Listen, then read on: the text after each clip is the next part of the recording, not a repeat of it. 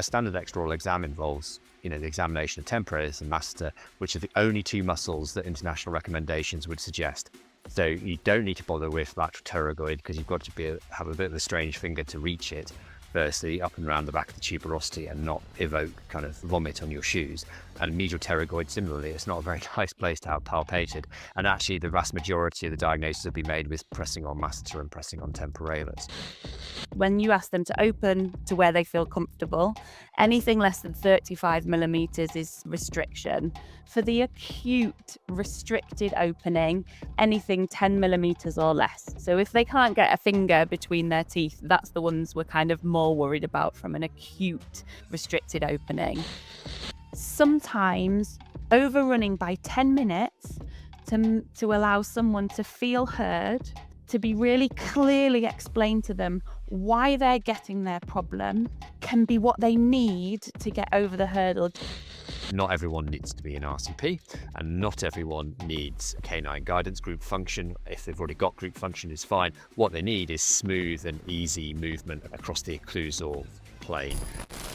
Finally, some decent guidelines for TMD. Have you checked out the new TMD guidelines? This is exactly what today's episode is about with Professor Justin Durham and Mrs. Emma Beecroft. They've joined me on the show today to discuss the 2024 RCS guidelines for the management of painful temporomandibular disorders, which, let's face it, as GDPs, it can be very confusing for us and very scary for us. In the episode, I likened it to like trauma. When someone comes in and they've avulsed a tooth, we're like, okay, very time sensitive, and it's something that I haven't done in a long time. What do? I pick up the guidelines. I pick up the trauma guidelines, which will be a step-by-step to guide me on what to do, what's best for my patient. We also have some wonderful periodontal guidelines, and now we've got a lovely flowchart to follow for TMD. The main mission of today is to get you, and this is the protrusive dental pearl, by the way, this is the most important pearl I can give you, which is to download all the free resources I'm putting below. Okay, so whether you're on Spotify and you read the description, YouTube, protrusive guidance, wherever you're watching or listening to this, okay,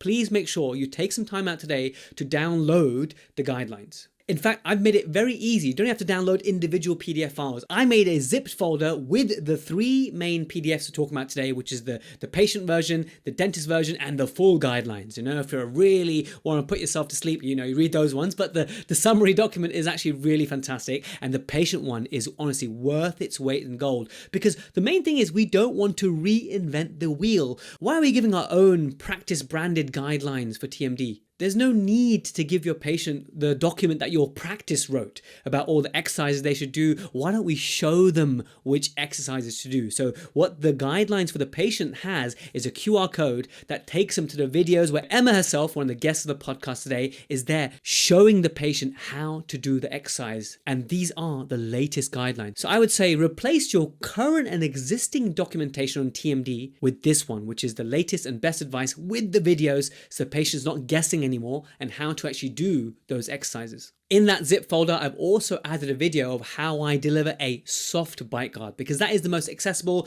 the cheapest guard, which may help patients in acute pain. And seeing as so many of us are already prescribing soft bite guards, which I don't do so much of, but I know that this is the most economical and sometimes the speediest way to get someone care. And when I do these, there's a specific protocol I follow of heating the splint to get even contact. Think about it. When you give a soft bite guard, they are not balanced. So I'm going to show you a quick and easy way to get the balance. So that video is in there, and any other goodies I can think of at the time of me assembling it. So you can download that at protrusive.co.uk/TMD. That's protrusive.co.uk/TMD. Those goodies are there for you for free. Now, before we join the main episode, I just really need to emphasize the following, which is the supported self-care part in there is the most important thing, right? Let me explain why. There are so many different schools of thought for how to manage TMD. This is why patients get confused. This is why we as a profession are a little bit confused. There are colleagues who actively recommend orthodontics as the first line to manage TMD. There are colleagues that swear by neuromuscular methods and TENS or Botox as first line. Well, I would say that the first line should always be supported self-care. The foundational advice that you give for any type of joint injury, taking the load off, applying heat, applying ice, self-massage. There's so much to it, and it's been all compiled in that document that I mentioned. So whilst I was lucky enough to have these two guests on today, I didn't want to spend too much time on that because that is available to you and you should be giving that to your patient as first line. Now, a lot of what we discuss will upset some clinicians because we may have simplified it or dumbed it down, but the evidence supports that the basic stuff done well, done early, will yield a positive response for the vast majority of patients. And it reminds me of a Jeff Okeson quotes. Jeff Okeson is like the OG, the legend of TMD education. He says that when there's so many different schools of thoughts in terms of how to manage TMDs, there is a core in the middle, which is like the evidence-based stuff, the safe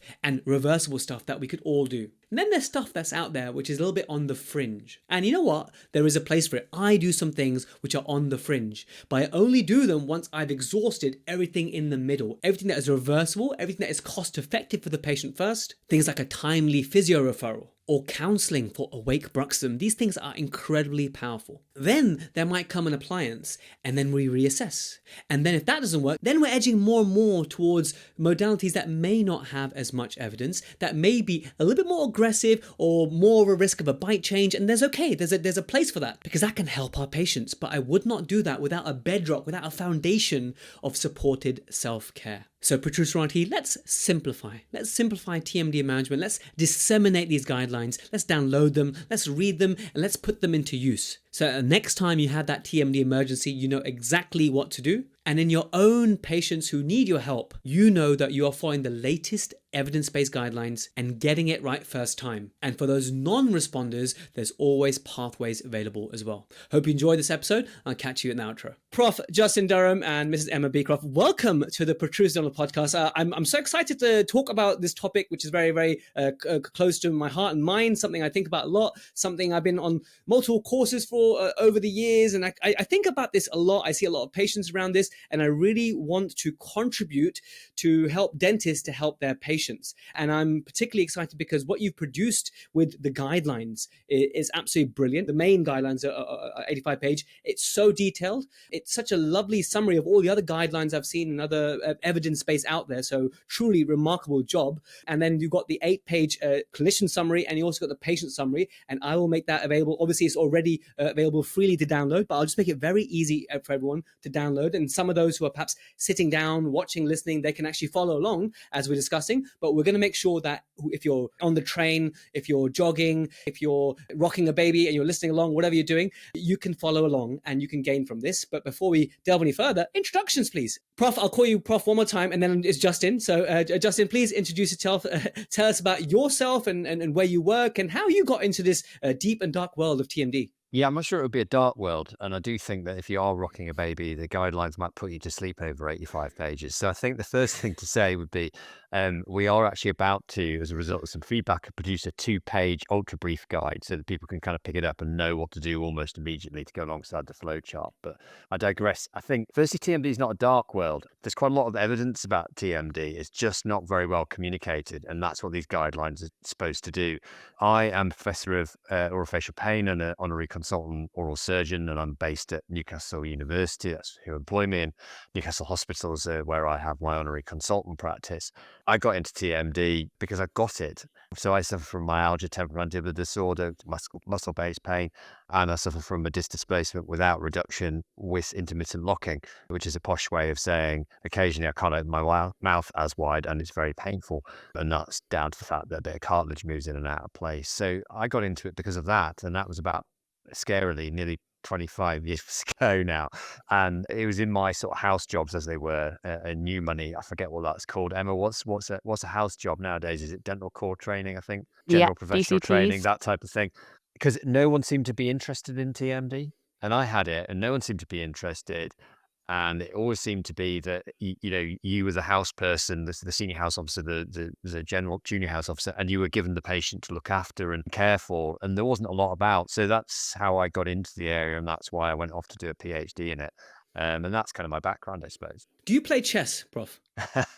Badly and not regularly. the reason I asked that is because one thing that I heard Jeff Okerson say once is like TMD is a thinker's game, right? And you know, you're very prolific in this field. Every time I attend even like an American webinar, your name pops up somewhere, and so your reach is amazing. Your authority in this is fantastic. So a great privilege to have you on. But you are, you know, you are a true thinker. I can see that, and you are a true clencher. I can see your right master popping as you're as you're watching there in front of me.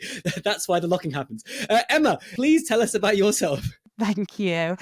So my name's Emma Beecroft. I've been working with Justin for probably about 15 years now. Justin, it feels probably a lot longer for you. Are we including your undergraduate degree as well, or? No. So let's just not add that on. So I work at Newcastle Dental Hospital. I am doing my oral surgery specialty training. I'm doing an academic training, so I'm doing a PhD, which is in pain at the moment. And I loved working on the persistent pain clinic with Justin. And I've been doing that for a long period. And the reason that I liked it is that I think for both patients and clinicians, sometimes when people used to say TMD, there were kind of deep sighs and a lot of worry about, oh, we're not really sure what to do with it. And for me, it's about the person. And so there's a lot of, with pain, it's individual to that individual person. So we get to kind of break down individually what's the important bits for them, make positive change to a condition that previously maybe there wasn't as much that we could do for it. It's really nice to see how excited you are about TMD, because for dentists, that doesn't always happen. And Justin and I are trying to kind of blow the trumpet to make people excited about it, because it's something that affects such a large range of the population.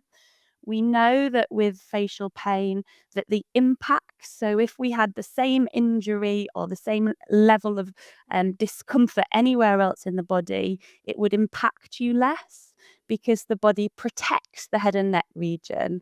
And so then it's really important that we manage pain really, really well.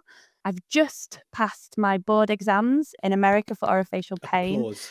So I've just done that, and that was a relief. And then moving forward, it's just working.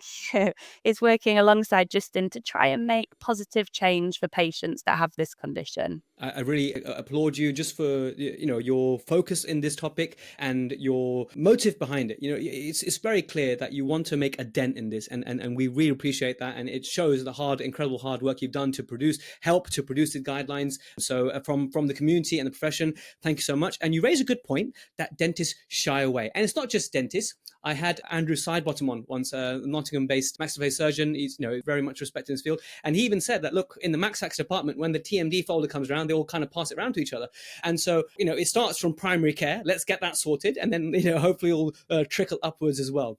My own personal journey, just to spend 30 seconds, is through wanting to better myself as a general dentist in the occlusion side. So, you know, if I'm doing single tooth dentistry, if I want to now do two teeth or a quadrant or do a full mouth, you know, occlusion 101 is, okay, do an assessment of the joint. You know, are we going to have an unhealthy joint that needs sorting first before we do any occlusal work? And through learning about assessing the joint, what is health, how do you get someone healthy enough to have the restorative dentistry, is how I got into this. And then some early wins I had in my career, whereby patients come back and years of headaches were much better, or they're now able to open much better or chew comfortably. That was incredibly rewarding. I don't limit myself to TMD. I'm very much a general dentist, a restorative dentist, but I would love to help all general dentists through this podcast to just feel a bit more confident, because I feel as though TMD is this kind of thing, and using, again, TMD umbrella term, by the way, just making it clear, we're using it as an umbrella term. We'll dive deeper into that, but it's a bit like trauma. When dentists get trauma through the door, because we see it few and far between, we kind of panic, and then thank goodness we have some trauma guidelines to look at to help guide us, right? Because in that kind of moment, we need some clarity, and I think the guidelines that you've produced give us that through the flowchart. And I think with the perioscites, BSP, having a guideline, it really helps dentists a lot. So do you think that the issue we have with TMD being scary, or TMD being not a hot topic, like, for example, if you put a course on veneers or composites, that kind of stuff, okay, young dentists will start queuing up for it, right? But I found personally that when people put on TMD events, they often get cancelled. I don't know if you've seen, they're cancelled because they don't get enough bums on seats. So why do you think this is the case? I think largely because there's so much uncertainty. And Henry McKay, who's either probably still practicing professor of anaesthetics or may have just retired at Oxford, talks about chronic pain is common, but it's not sexy. And that's no comment on Emma or I's appearance on your screen. For those of us who can see us, obviously we are both extremely sexy, but the topic matter isn't sexy. And the reason it's not sexy is because there's a lot of stigma there. People are still clutching to the 1980s, 1990s perspective of what was called TMDAD or facial arthromyalgia.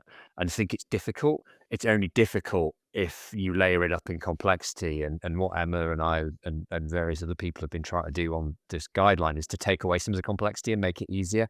Because if you treat a TMD patient, again, treating it as a global term rather than the specific diagnosis, if you treat them early in their course, so just after they've started to get symptoms, then they will do very well with very simple things. So I think that's kind of the message we want to push out to the community is that there are easy things that you can do. And whilst we understand that general dental practice is not a bed of roses, and it's also quite a difficult place to work at the moment, I suspect, there are some simple things that you can do. There are some high quality materials that we've produced that are free that you can signpost patients to and get patients to do things that will help them quite quickly. I'd like to add to that as well, if it's okay. So in addition to what Justin said, I don't know when people who are listening graduated, but I can really remember going through finals and trying to memorize the table from the RDC TMD, which felt so complex that we had so many subdivisions about what it means. And so even from then, I felt like I never really got a grasp. I didn't feel confident in my understanding. It had to start that way. So the academics had to kind of try and work out what was causing and all the different types of TMD. But when it started very complex, then we're almost kind of backstepping now to say, you don't need to definitely know which one of all the subdiagnoses it is. If you can give us a broad category and you're treating either a muscular or a joint problem, we've simplified it slightly so that they can feel confident in their delivery of the next step. So I think maybe the history of where TMDs come from academically, we've maybe not helped ourselves making it sexy. It felt overcomplicated. And then I think the other thing is that we need to be really understanding of is that people in the healthcare profession want to give a fix. You just said earlier, you're so excited when you got the patient that came back, the headache was better. You got the patient that came back, the bite felt better after you might have made some changes. When I, from an oral surgery perspective, take out a painful tooth, they come back, they're not in pain anymore, feels good, we want to fix. And though the vast majority of time we can make huge positive steps, with temporomandibular disorder, there isn't a one size fits all where I can definitely give you one thing that will definitely get rid of the problem. And so it's about managing pain and moving away in some situations from the discussion of a cure. It's about managing the condition.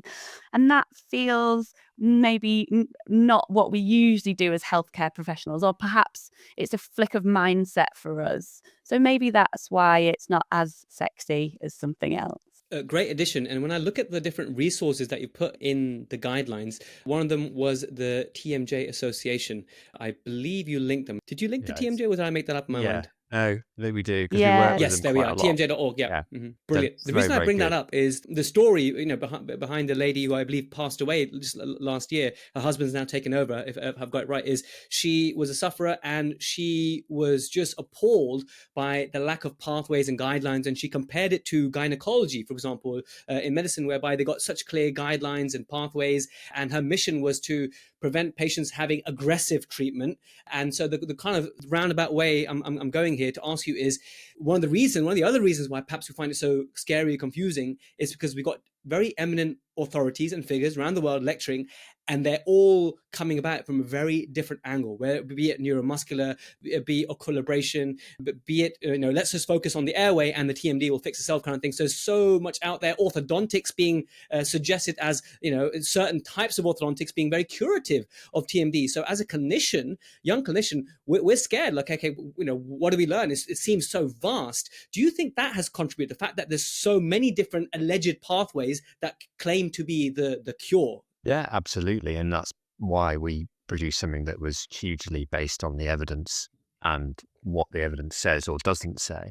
And I think that's what we're trying to do with a campaign that's about to launch in the next couple of months called TMD Think 3D, detect, diagnose, and deliver self-management. Because if you're doing that in a de novo, a brand new TMD patient, as long as you've excluded red flags, as long as you've looked at it and you've done a full exam, and you think that's TMD, you will do very little harm by starting self-management. You can always get another opinion as well. And I think the problem with more irreversible therapies is that the evidence base doesn't allow us to know who they're going to work on and how well they're going to work. That's why you start with the do no harm principle, by the fact that between 75 to 90% of TMD patients over the last 30 to 40 years, the research says that they will get better with simple self-management techniques and good quality education around the do's and don'ts and the simple things that they can do to help themselves.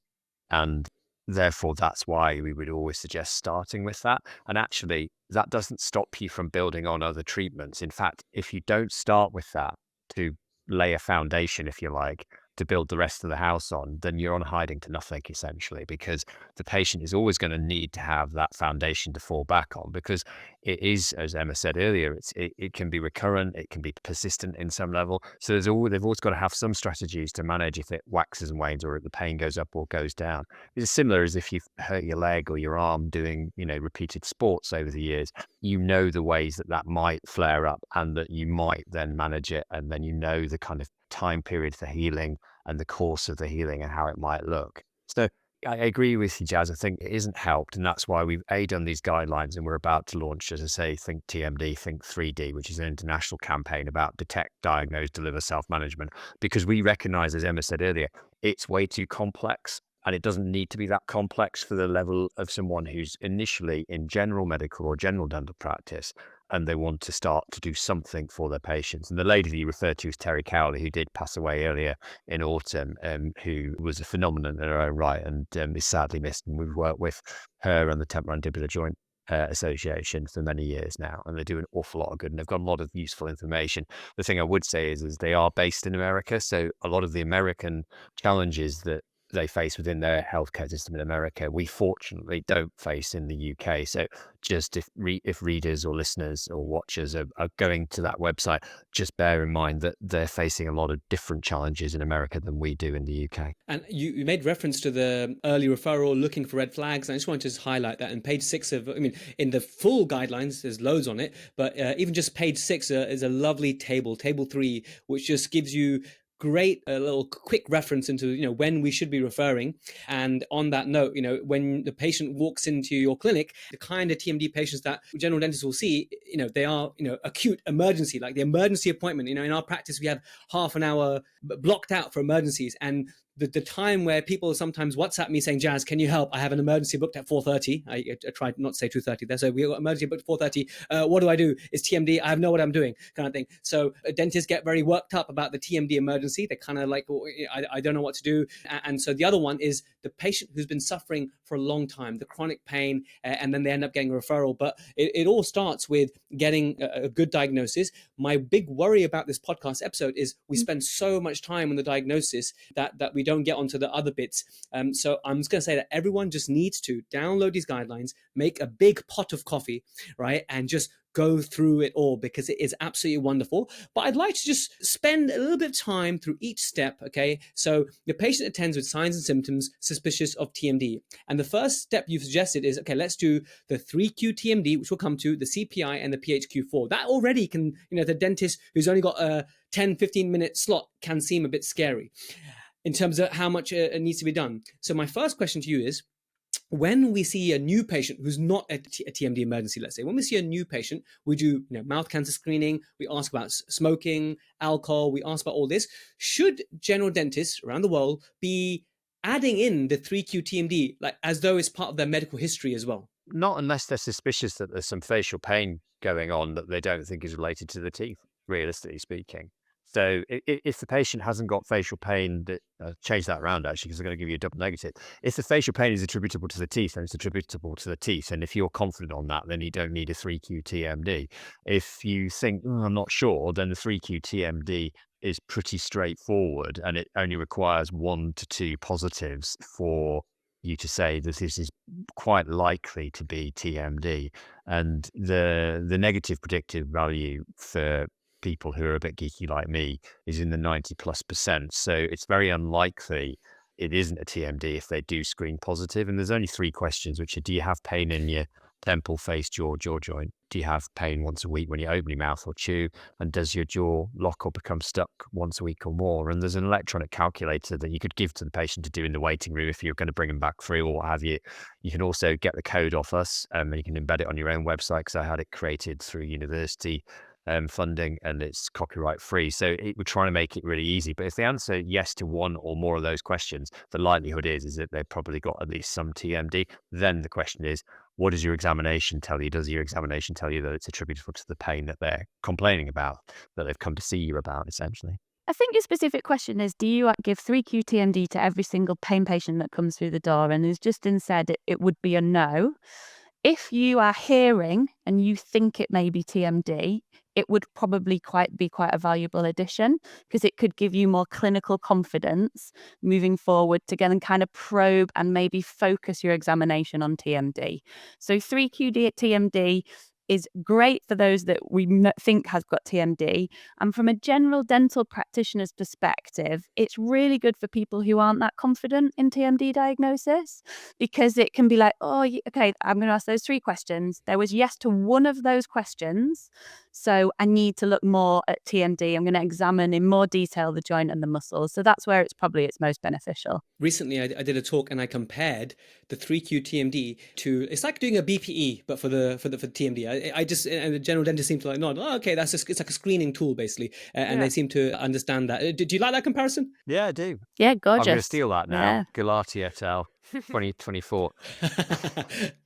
Excellent. Now, the reason I wanted to go down this approach is because sometimes I've seen a patient being referred to me for a wisdom tooth issue, but actually my correct diagnosis ended up being a painful TMD. And I've had it the other way, where I've had a clinician refer to me for TMD, but actually it was a cracked wisdom tooth. It was a cracked molar. So there is a bit of overlap, which is why we need to do more probing in the history and examination. Where do you think is a good place to learn the skills of examining? Like, for example, you got some images in the guideline for palpating the muscles, how to do bimanual manipulation, and you got some images there that I saw. There's also on the RDC website, I believe, a long time ago, I saw they got like a full video there of how to check each muscle. My worry is for the general dentist who may not have as much time. For example, when I see a TMD patient, I have 75 minutes allocated to me in primary care, which is a lot more than what some colleagues may have in general care.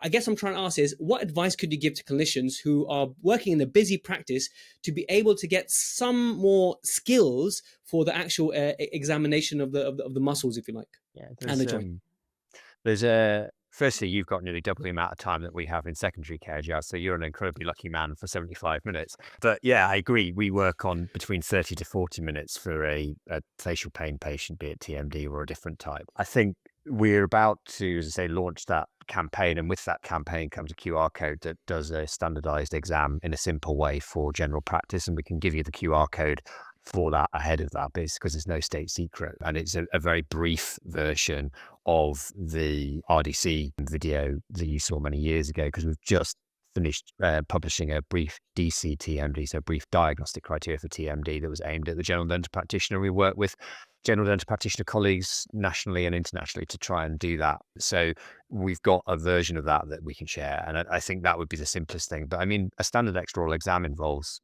the examination of temporalis and masseter, which are the only 2 muscles that international recommendations would suggest.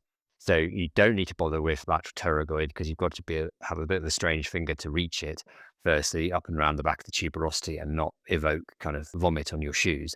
And medial pterygoid, similarly, it's not a very nice place to have palpated. And actually, the vast majority of the diagnoses will be made with pressing on masseter and pressing on temporalis. So you don't need to bother with any of the digastric or any of the suprahyoids, etc. So it is a lot simpler. And I think, again, it's about that demystifying, because, years ago when I was taught, which was a good 10, 15 years ahead of Emma, we were taught about digastric, medial pterygoid, lateral pterygoid, even getting down to trapezius. You don't need any of that. You need masseter and temporalis. Make it easy. That's what you need to do. And then you need to look at the jaw movements in 3 directions 3 times. So forward and back, open and closed, side to side, 3 times each. One noise means you've made a noise. You can record that the noise is there. So 1 out of 3 movements with a noise, that noise is present. If you hear it or the patient hears it, and you only need 3 movements. That's what it says. 3 movements times 3. Yeah, I think that's a really important thing that Justin said about just masseter and temporalis. That's it. 2 muscles and then jaw opening. That's the jaw movements. And they can be done. I think the video that Justin's talking about, I think when we recorded it, it was 1 minute 41 seconds was our entire examination for TMD, which was the muscles, the jaw movements. And I think, I might be wrong, correct me if I'm wrong, Justin, you also had facial and trigeminal nerve in there as a just in case. So it's kind of a very short, I think I can't remember, but it's so. very short. That was very quick if I did. It's very quick. Yeah. But you're right there. It's about giving people the confidence that that's enough to do. So the temporalis and masseter, if you've got any of the other muscles I saw, the evidence shows that temporalis and masseter will be sore. If temporalis and masseter are, which is why you don't need to then do the extra ones. And the other thing to add to when you're doing the examination, Justin and I both routinely ask 2 simple questions. We'll be feeling the muscle and we'll say to the patient, does that feel sore? It's a yes or no answer. Yes or no. If it doesn't feel sore, there's not a muscular pain in that muscle. Okay, so it's not a myogenous TMD in that muscle. If it's a yes, the second important question is, does it feel like the pain you are complaining of? And what we're trying to work out there is familiarity. So familiarity of pain means that a positive diagnosis means that you're targeting the patient's complaint. So as an example for that, I've got myogenous TMD exactly the same as Justin has. So when I palpate my masseter, I would say yes. And when Justin, if you guys examine me, I would say, yeah, that is the pain I'm complaining of. You mentioned earlier that you might have the co-referral where they've come to you for an 8. And so you might get somebody who says, yes, it's sore when you're feeling my masseter there, but the familiarity wouldn't be there. It would be, no, that doesn't feel, it's not eliciting the pain that I'm complaining of. So that's the key thing. So feel the 2 muscles, feel the jaw joints, do the movements Justin's talking about, and specifically ask, do you have pain? Is this the pain you're complaining of? And that then easily just ticks. You're either a TMD side or you're not a TMD. Yeah. The other thing that people often ask is, how hard do I feel? Am I pressing too hard? And the answer to that is you press on your own kind of thumb area, and I'll do it on camera.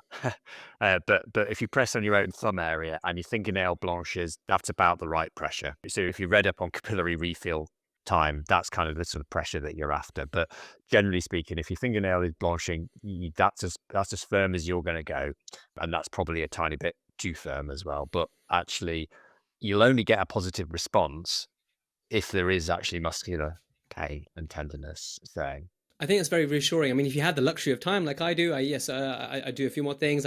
For certain individuals, I might get into sternocleidomastoid, but what I wanted to break down today is really make it tangible for the general dentist who's almost like feeling fearful about examining the masseter and temporalis, just to give them confidence that you're doing enough. And, you also, even just for advocate for general checkups, just feel the contractions, okay? Because you can learn so much about a patient's occlusion based on, are they synchronous in terms of when they contract? Has someone got really large hypertrophic muscles, high bite force, low bite force? We get so much information, and the more you do it, the more confidence it will give you, so that when you need to assess for a pain type condition, and that wonderful question that Emma mentioned about familiarity, which is really, really important in our diagnoses. When you have that scenario whereby, and just going off the flowchart a little bit here, the whole thing about acute pain and how it can be a little bit difficult for dentists to manage acute TMD pain. According to your flowchart, there are some things that we could do in that acute scenario when you have limited opening, right? So if a patient comes in emergency, they've got limited opening, you've done your assessment, it's familiar pain, and you can see that they cannot open their mouth very big. First, we'll start with how many millimeters do we start to worry and categorize it in terms of acute limited opening? Probably about 10. Yeah, it's a really good. Go on, Emma, after you. It's a really good question. I think we haven't really helped ourselves in the previous. So anything as an unassisted opening, which is passive opening by a patient.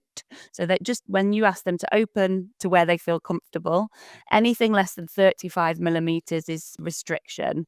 For the acute restricted opening, anything 10 millimeters or less. So if they can't get a finger between their teeth, that's the ones we're kind of more worried about from an acute restricted opening.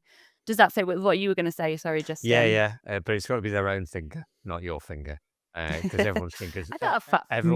everyone's fingers vary, and I think that is the key bit. Because there are no good data on normal mouth opening. It can vary between 35 to 50 mils, depending on height, weight, build, culture, ethnic group, you name it. It can vary all sorts of ways, in the same way as hair pattern can do, eye pattern can do, etc. So yeah, I think one finger breadth is where we get more concerned that there's something very acute going on, and then it's look for the red flags, and then it's, is it the muscle or is it the joint? And that's the question to ask yourself: is the limitation from the muscle or from the joint? Can you give us more diagnostic clarity in terms of determine is it more muscle or is it a joint? Only because in the guideline that we're looking at, it says if you think it's limited opening, like you said now, about 10 millimeters or so, due to a muscular origin, we're looking at potentially diazepam. Whereas if it's more a intracapsular arthrogenous issue, something to do with the disc, something to do with the cartilage, something to do with the joint anatomy itself and not the muscles, we're looking at steroid, oral prednisolone. So how can we make that distinction? It's quite difficult when they have that limited opening. Yeah, well, okay. I think this is actually a really important conversation to have because it's really interesting to hear that that's how the guidelines reading. So what we're saying is if someone comes in with an acute TMD and they've got significant pain, whether it's arthrogenous or myogenous, we would want you to rule out red flags, diagnose, deliver supported self-management. In a severe acute pain, you will probably be advising routine over-the-counter analgesics as a first line. There are a very small number of patients who may come in very significant distress. And for those people, you will probably be at that appointment giving them a referral to secondary care straight away. But then in the short term, in addition to that basic things we've talked about that probably everybody should have for an acute TMD, the myogenous ones where maybe it's so severe that they can't maintain their nutrition, so they're telling you I can't eat, it's so bad, you might consider diazepam. To just give you a little nod to how often this is used, I think I've prescribed it once ever. And I'm trying to work out now, I graduated in 2008. And Justin can probably give you an indication of how many times he's used it, which is probably either 0 or once as well, Justin. Yeah, probably 3 or 4. And, I've been practicing since 2000. But then my practice is skewed. So I think we need to be careful to say that, we're not on the front line. They might meet Jazz first, and then Jazz would refer to us and things might be better. So I think it is a difficult one. And just to pick up on something else, so Emma's quite rightly said, start with over-the-counter analgesia, non-steroidal anti-inflammatory 3 to 4 times a day, as you would advise if it was a wisdom tooth, problem or what have you, and then paracetamol, a gram 4 times a day on top of that. First of all, stepped, but if stepped, i.e. you do the ibuprofen, breakfast, lunch and tea, paracetamol in between, if that isn't cutting it, then the Cochrane review would suggest that if you have the ibuprofen with the paracetamol, you'll get an uplift in the pain relief that you would get. But also added to that, look at the self-management guidelines on using covered ice and moist heat, because that will help with both muscle and joint issues. And I think you asked, how do you know whether it's muscle or joint? Again, goes back down to history. So if you've got a click and you had a click before this all happened and the click has suddenly disappeared, the pain's extremely located and familiar in front of the ear, directly in front of the ear. And when they open, they're deviating towards that same side, then that sounds very like a joint issue, a bit like it would do if they'd fallen over and traumatized their jaw joint and broken their jaw joint. It would deviate towards that side because the jaw will hinge and slide on the unaffected side, which means the chin will move over to the affected side. So it points you in the right direction. And their mouth opening will definitely be less than 15 mil, and it will be really, really uncomfortable because they're basically functioning on a piece of sensory tissue at the back of the disc. when that's happened. As a muscle, generally speaking, they can get down to 10 mil, 15 mil, but they're really severe if that's the case. They normally have a little bit more give. And sometimes if you try very gently to stretch them, you'll feel that it does feel like it will go a little bit further. Whereas if you try and stretch a mouth opening that's limited by, say, the articular disc being out of position, it will feel like you're trying to push a door against a door jamb on the other side or a door stop on the other side. It won't give at all. Whereas the muscle one will feel like you're probably pushing against the door with someone who's not as strong as you, the other side. But if you're going to try and stretch those jaws, it must be in patients who haven't had a recent history of trauma. If they've had a recent history of trauma, do not stretch mouth opening because it's more likely that they've got a fracture or an issue. And if you're going with stretched mouth opening in people who haven't got a history of trauma, make sure you say to them, I just want to have a very gentle feel of what this feels like. I'm not going to do too much. It just tells me roughly where the problem might be to help me guide what I tell you, so that it's flagged. And you won't need to do more than like literally a second or so, because you'll feel if it's a disc problem, it will feel you are not going to move those teeth further apart. Some terms I'm going to just use, Emma, is hard Enfield and soft Enfield. That's what you're referring to, Soft right? As the Enfield. physiotherapy. Yeah, fine. So just for those who are just marrying it together in terms of where they might have previously read it. Yes, Emma, please. Yes, I was literally just going to bring that in, because if you're thinking about the pathogenesis, so what is causing the restricted mouth opening? In a myogenous TMD, it's basically guarding. So the body is trying to resist movement to protect the area to allow healing. So the muscles can move, but they're trying not to, which is why when you have a gentle stretch, the patient might passively open to that 10, 15 millimeters. But you as a clinician, when you try to stretch them that little bit further, you will get a degree of give and it feels softer. If you think about what's causing an arthrogenous restricted opening, the most commonly is the disc displacement without reduction, which, as Justin said, the disc is completely in the way of movement. The disc is cartilage, so it's hard. So when you try to stretch, you just can't get that difference. So that's what I was just going to bring in there. And then with the adjuncts for acute, if they're really struggling, if we think about the theory behind the diazepam, so diazepam is an anxiolytic, it's a sedative, but it's also a muscle relaxant. So from the myogenous TMD that are really acutely guarding and really restricting movement, people really struggling with function and eating, the short course of diazepam at a very low dose in a very controlled way might help that muscular issue. And when I say in a controlled way, what we say in the guidelines is that we would advise 2 milligrams, so a tiny dose, 3 times a day for just 5 days.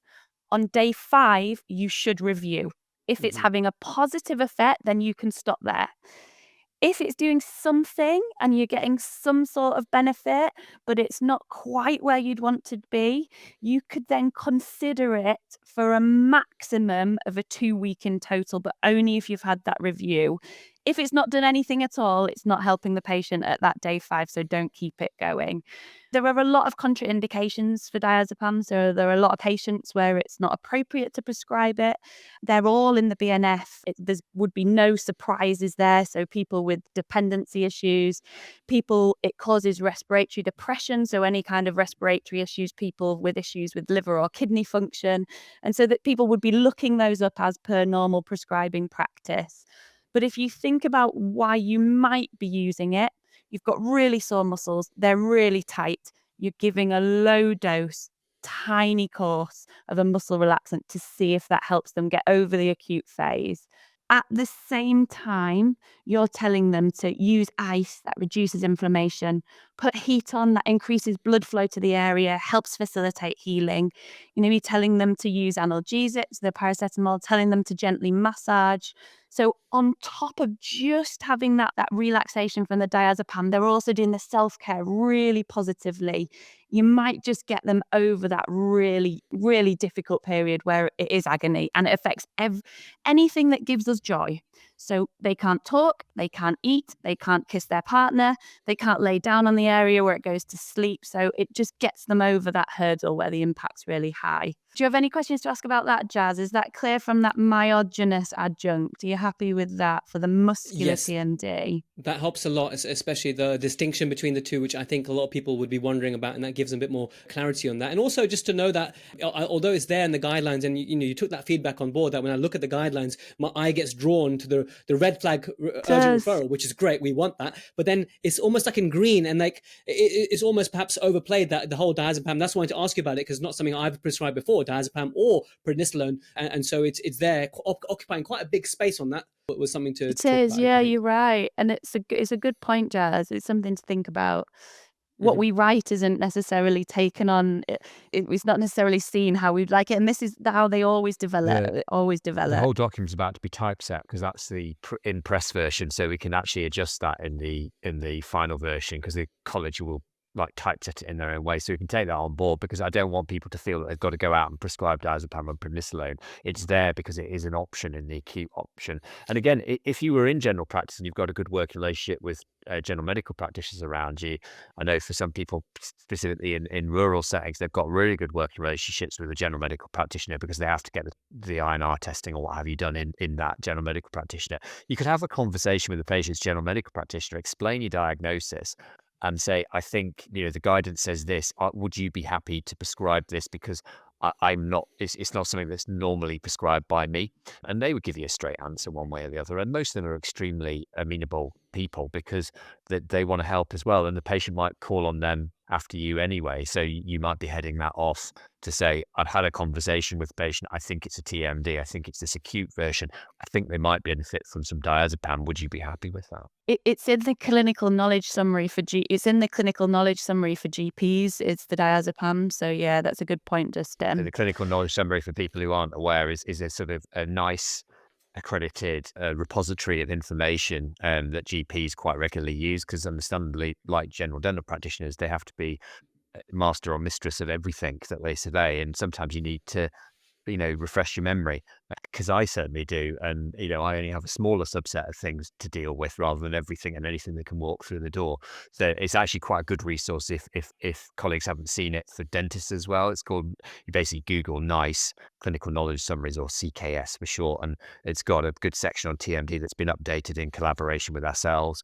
And it's actually quite a good resource for all sorts of things. Emma, I think you wanted to say something. So I was just going to move on to the adjunct that's mentioned for the arthrogenous TMD in the form of an oral corticosteroid. So in the pop out on the guidelines, we talk about you could use prednisolone orally. Again, a short 6-day course of 20 milligrams once daily. The theory behind that is that if you've got an acute disc displacement without reduction, as Justin says, what that means is that the disc is usually pulled very far forward in front of the condylar head.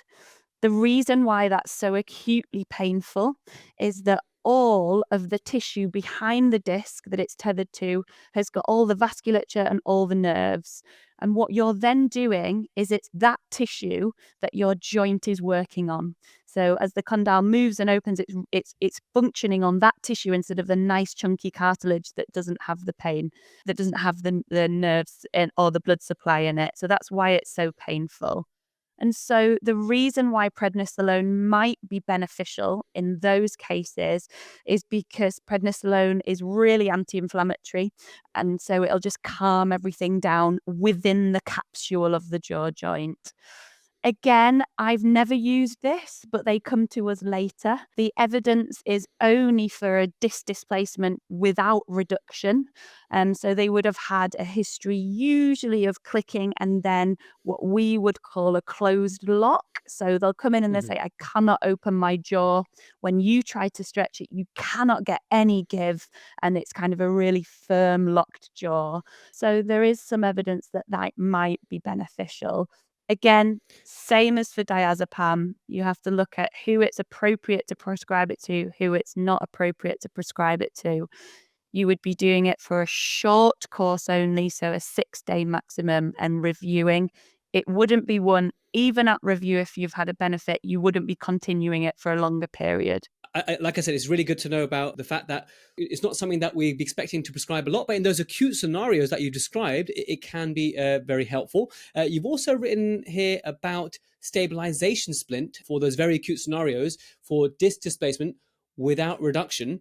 Now, stabilization splint, for everyone, is, I believe you mean any sort of splint that just gives you even bilateral contact that covers all the teeth, right? Do you make a distinction between hard and soft when you say in the guideline here, stabilization splint, and exactly who is the ideal candidate here? Because obviously when it's very extreme restriction, like you said here, the muscular or joint related, then you said diazepam, prednisolone may have a role in those very few patients. But where do you see the guidelines in terms of the rationale behind the stabilization splint at this acute stage? Obviously, in conjunction, by the way, with the supported self-care, right? Which is a whole fantastic area, which you got the patient guidelines as well, the QR code, the videos that they can use, which we're going to make available. Everyone should use those. So everything is on that foundation that was mentioned. So that's really, really important to just highlight again.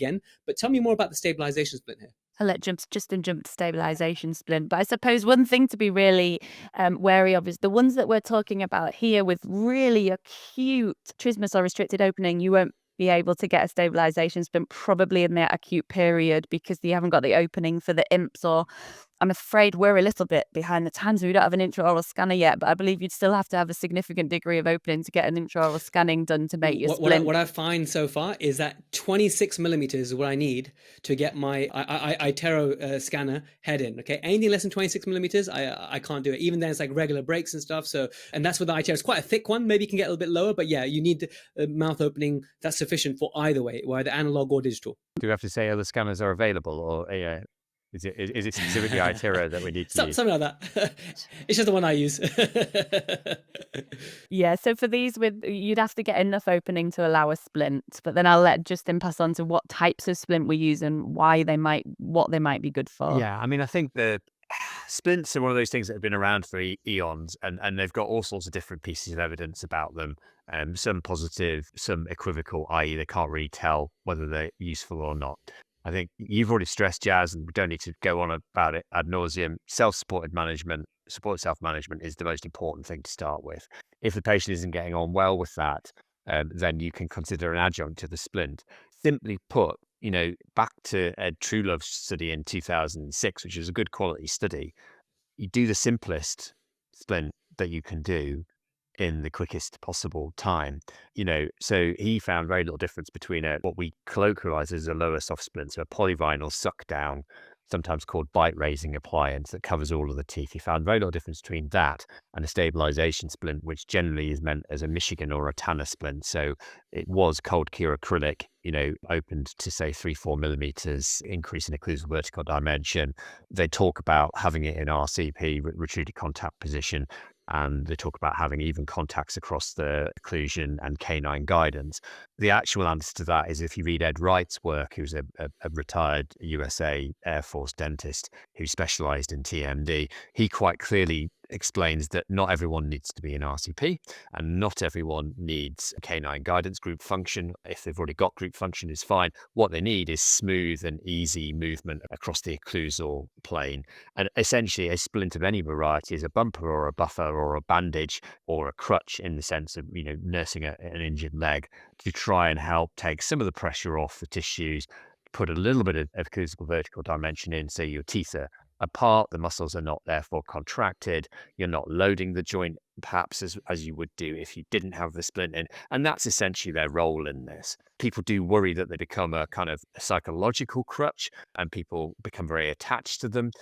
I'm not convinced by that argument. I think the argument is that the evidence base is not good enough to say that you should spend money as a patient on getting that as first line. It's a second line adjunctive treatment when you've tried some supported self-management. If you gave it alongside some supported self-management, I wouldn't say you're doing anything wrong there. I think that's perfectly reasonable. What I would say is really inadvisable is just to give a patient a splint and say that'll help you, off you pop, because they don't know why it will help them. They don't know why they would use it. And some people just don't tolerate them well. Some people have a soft splint and they tell you they grind or clench more on it.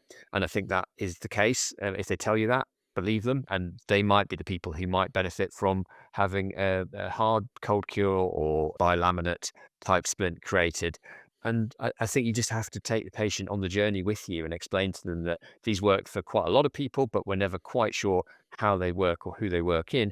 But they're quite simple, they're quite non-invasive. As long as they're full coverage, and that's the critical thing, then you're going to see very few adverse effects with them, assuming that the patient's periodontal health is good as well and they haven't got rampant caries, etc. I've got Dr. Wright's book, actually, I believe. It's a yellow cover one, I think. Yeah. And in that, there's a whole section on stabilization. Yeah, it's a very good book, Stabilization Splint. And what I like about that is, just like you said, you have to make it accessible and easy for the dentist to do so that they can get good care quickly, or get this type of care in quickly. Because if we then focus on, we got to get the face bow and we got to get this and make it high precision, that's a completely different type. That's not pain management. Pain management is get something in that gives them, bilateral even contact, something nice and smooth for that acute management. And I'm glad that you're echoing that as well, because a lot of clinicians, they think that, I don't have the means, or I don't have the skill or the precision to deliver a stabilization splint. That's not true. You can just get something in that covers all the teeth and gives them some balance, and that acute scenario as an adjunct to supportive self-care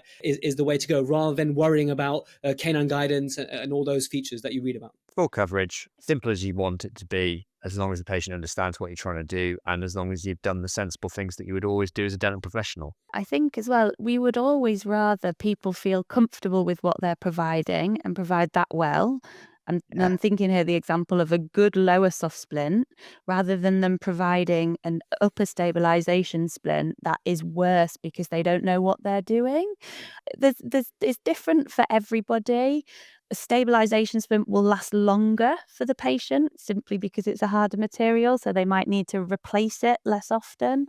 It takes slightly longer to fit, but there are good courses that can help you with learning how to do that skill. And then it's just something that's in your armamentarium should you need it, but do what you feel comfortable with. Maybe Justin and I need to do a course on splints and how to fit I them. think Jazz runs one, don't you? Do you? Oh, Jazz, It's okay. I'll come to yours then. I do want, but the main thing I want people to take away is the following, whereby, and here's my bone to pick with oral surgery departments all over the country and the world. Okay, here's my bone to pick, and let's have a bit of a discussion debate here off script. The gloves okay? are on. All right, soft splint. I think it has a role in acute management. Absolutely, okay, it has a role, but the way that it's delivered, okay, is just like, here you go, pop this on, okay, and there's probably, if you look closely, there's probably just one or two cusp tips touching. That's not balance. If you read the Wright's paper, I think it was in 1992, where they had N equals 30 basically, but they describe a beautiful protocol of heating the guard and getting the patient to bite into it and to get that nice balance. I personally, I vouch by that. That's how I teach it. That's how I do it. Whereas when you just see a soft splint and they're just bouncing on one side, the muscles are all over the place. That's not giving them bilateral contact. But no one ever speaks about that. Is this something that you guys do? Why don't you? If you don't do it, I would love to know. Yeah, well, we actually on the guideline group, we had some really fabulous restorative dentists who had pretty similar opinions to what you've just shared, along the lines of a soft splint is a less predictable, less stable, because even if you do that and you heat it and you get them to bite, so you've got nice even contacts, they're going to wear through it a little bit more maybe in one area and then another on a soft splint. So that isn't a longitudinal, consistent relationship. And so what I would say is, in our unit, as a general rule, we use a stabilization splint, but that's because we feel comfortable fitting them. So we're talking about the hard acrylic splints then. We feel comfortable fitting them. We feel they last longer. We feel it's more predictable. But what we're saying is, in the evidence, there hasn't been shown to be more benefit from one type of splint than the other. So a general dental practitioner should use what they feel comfy with. What do you think, Justin? Yes, please. And then also just give some guidelines for those listening who want to do a stabilization split. Now, yet again, in your guidelines, you have a link to, I believe it's a dental update paper, which is very good of you to link it. And it shows you exactly how to make a well-fitting one. Again, my bone to pick with that paper would be, it's a little bit, for acute management of pain, it is a bit too restorative-y, it's a bit too canine guidance, perfect, face bow, and that would be my criticism for what we're trying to achieve here in pain management. But it's good to aspire to that and to know the lab side and the ins and outs of it. It's absolutely good to aspire to that. But I'd like to know how you do it in your limited time that you have in your pain-centered clinic, and what advice would you give to general dentists to help make one that is a bit more real-world friendly? Well, I think one of the things that we did miss was beauty hard wax because it stopped, because we used to love a bit of beauty Yeah. hard wax. It shows you how old and traditional we are. And they binned that because that was one of the easiest ways to get the registration right for a position approaching RCP. We would simply use, because we're not digitally enabled as yet, we would simply dry off the arches and do really good quality alginates up and lower. We would have then previously asked the patient to get into a position approaching RCP. So we would guide them in. We wouldn't force them in. It's not kind of like trying to get them right to the back of the space of the glenoid fossa. It's where they feel comfortable. And it might be that that's only like a smidgen away from ICP. And I'm not particularly precious about that. And if you read Ed Wright's work, again, he's done the work, he's done the research, and he says that's normal. That's very different to if you're doing occlusal rehabilitation for a different type of patient, for, a complex restorative procedure. You need them in RCP because it's reproducible. That's not what we're doing here. So I would get them into a position where they think that feels comfortable. I talk to them about, think of your jaw a bit like a gear stick. When you're in gear, it's working. When you're out of gear and in neutral, it's not working. And I tend to sort of show them, this is my teeth together. That's ICP. That's where you can see my muscles bulge. That's me in gear. When I'm in RCP, this is how my jaw looks. It hangs loose, and that's what the neutral position is that we're trying to get you to. So then I'd guide them into that a couple of times, and then I would literally take a leaf gauge, something between 20 to 25 leaves, depending on how deep the overbite is, and then a blue mousse either side, ask the cast to be articulated up on that position. And then we use biolaminar now, which I have to say are a damn sight easier than cold cure. Well, the old flask and pack and flask. I forget which way around it goes. It's so old now.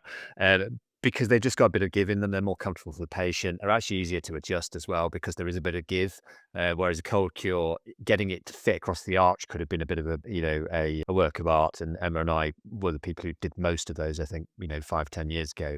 And they were really challenging. So I think with the biolaminar type approach now, where there's a hard surface on the occlusal surface but a soft surface on the fitting surface to the teeth and the gingiva, they're much easier to fit and create. And I think they're easier for labs as well because they can almost do the initial base work if it isn't digital, just using a suck down approach, from my understanding of their techniques. And then we would just see them to fit them and look for even occlusal contact and a smooth guidance rather than a guidance where they're actually having to make a big movement, like a down and out movement. We just want to do it to slide around nice and easy. Imagine a bit like being on a skating rink and just being able to slide around really easily on that without big movements. Yeah, the RCP registration is the thing that probably the GDPs want most guidance on because all of them will be happy, I would assume, taking an upper and lower alginate impression. It's about how do you capture the jaw relationship. And so they basically need something between the front teeth to give them some space, and they need the mandible a little bit further backwards. So they could use a cotton wool roll if they don't have a leaf gauge. They could perhaps use a softer wax. We loved beauty hard wax because it didn't give as much, but they could perhaps use a softer piece of wax once they've almost got the patient to open, place the tongue on the posterior aspect of the soft palate, and then guided closure with both of the dentist's thumbs on the chin. It's shown if you do it with just one thumb, you can actually push it to one side or the other. So both thumbs on the chin, just to guide it slightly posteriorly, helped by that tongue positioning. And then you need something between the front teeth to just keep them at that point. So it could be a cotton wool roll that probably is a little bit too wide. It could be something like folded gauze. It could be some wax. You can use also some bite registration material anteriorly. Once you found them, let Gorgeous, it actually. set on there. Mm. Gorgeous. Actually, that's a good idea. Like a quicker setting putty, maybe anteriorly, and then a softer silicone to then pipe between the occlusal surfaces, and that is enough. So almost upper and lower alginate imps, gently guide them into ICP, something anteriorly to hold it, and so you can get the squirt of silicone in. That's what you're looking for. You don't need to overthink it. I hate face bows. I haven't used them for ages. I was never good at using them. You don't need it as much for pain. I love this real world discussion, which is exactly what we need, because you want to make these guidelines implementable. I'm not saying that we need to be taking shortcuts, but what we know, just like you said, Justin, is that there's no evidence saying that this is better or that technique's better. And what we need to do in pain patients is just reset.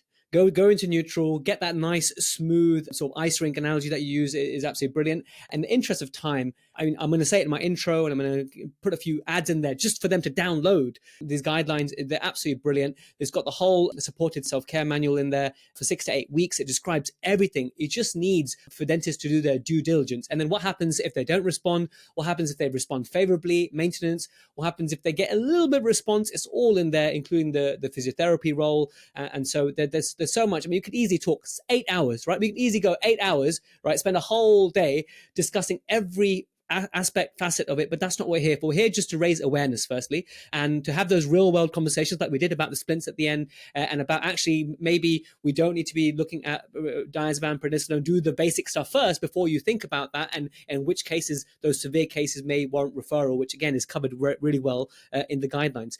While you have the microphone on the stage, just a minute each. Anything else you want to pass on to our colleagues listening and watching? I think put yourself in the patient's shoes. I think sometimes it's really hard, isn't it? You need to listen to what they're telling you is driving their TMD.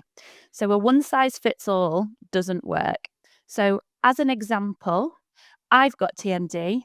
Mine's really bad when I'm stressed, and people will tell you things that are giving you information on what might be precipitants for their pain that we're not hearing. So for me, I get it about 3 times a year. Usually when I'm stressed, it's a Myogenous TMD.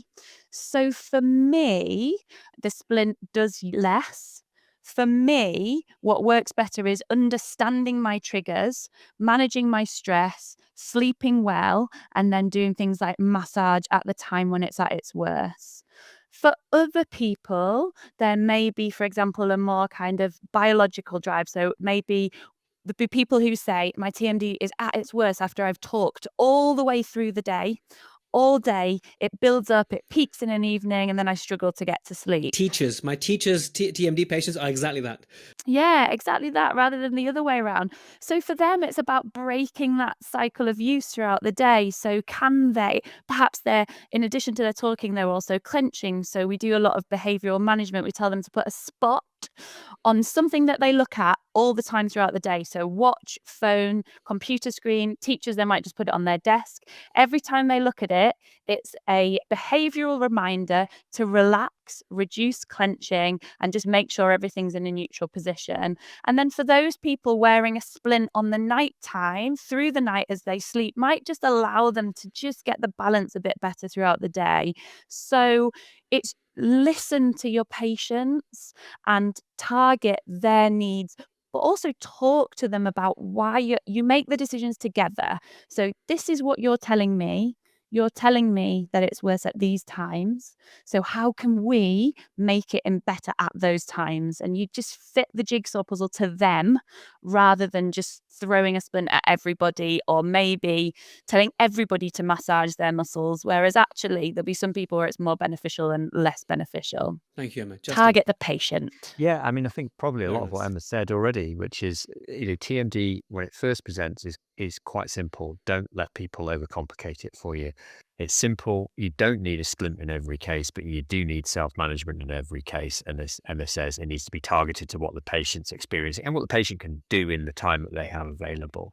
And it isn't simple in its etiology, so it's not just about grinding or clenching or the bite. So don't try and oversimplify the etiology. The etiology is quite complex. But what we know is the management of it isn't in the vast majority of people. And you can start that as a generalist, and you can start it in an evidence-based way that your patients will probably get on very well with. And just don't be frightened of it, and don't let people overcomplicate it to you. Again, that's not to say that we don't see some really complicated cases, but they are a small minority, and we see them because we have a sort of sieve, because we're the people with the special interests in it. The vast majority that will come in through the door will be very straightforward things that you can manage in primary care, and can be supported in managing in primary care by people who've got specialist interests as well. Yeah, can I add one thing? Because I think Please. we work with wonderful pain psychologist, Dr. Chris Penlington, and what she really positively does with our undergraduate students is explains that your relationship as the clinician with the patient can have a huge effect on their pain experience. And so what we mean by that is if people don't feel listened to, don't feel validated, don't feel like we're picking up on their specific problem, it can actually make their pain worse. And so we've said to try and reassure GDPs that temporomandibular disorder is simple. It is. I would never say that to my patient, because for them who can't eat, can't talk, can't sleep, it isn't simple, and that would devalue their symptoms.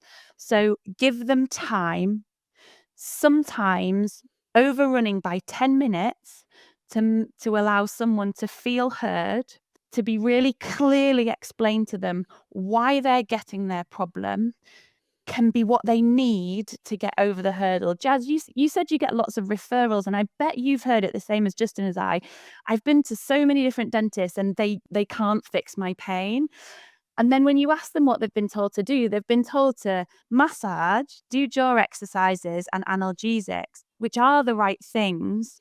But if you say to me, I'm in agony and it's really hurting, I say, you've got a problem with your muscle, you need to take some painkillers and do these exercises, it sounds like a fob off. If I say to you, the reason muscular TMD is so painful is because the body aggressively protects the head and neck region, I often say we can't rest our jaw. It's like if you have a sprained ankle and kept hopping on it over and over and over again. That's why the pain gets so bad. What we need to do to try and break the cycle of these things, use heat, it brings blood to the area, it calms it all down. Use ice, it reduces inflammation. Massaging the muscle causes relaxation. It reduces muscular guarding. It eases the tension. And then take analgesics. I've told them the same information as the first example. I've given the same instructions, but the patient might feel more heard. And I think maybe, what you've just pointed out in the guidelines is that big green box. It maybe pops out in a way that's different, if that makes sense. It's been read in a different way to what we thought it would be. Whereas so actually being aware of what you're saying and how it's interpreted is very important. And Justin and I will often say to the patient, what do you, at the beginning, this is your pain history. And I'll be like, okay, what would you like at the end of this consultation? And they'll often say, I want to be 100% pain-free, or they might say, I want to know what causes the condition. But by asking maybe that one question, giving them a little bit more information on why you're telling them about the supportive self-management, how it can be effective, all of a sudden it's given them ownership. They've been listened to. They've got the tools to make the difference. And I think that's the important thing. What a wonderful contribution there. And alongside the fantastic guidelines and everything, I really appreciate you adding those extra couple of minutes. That was really a wonderful summary.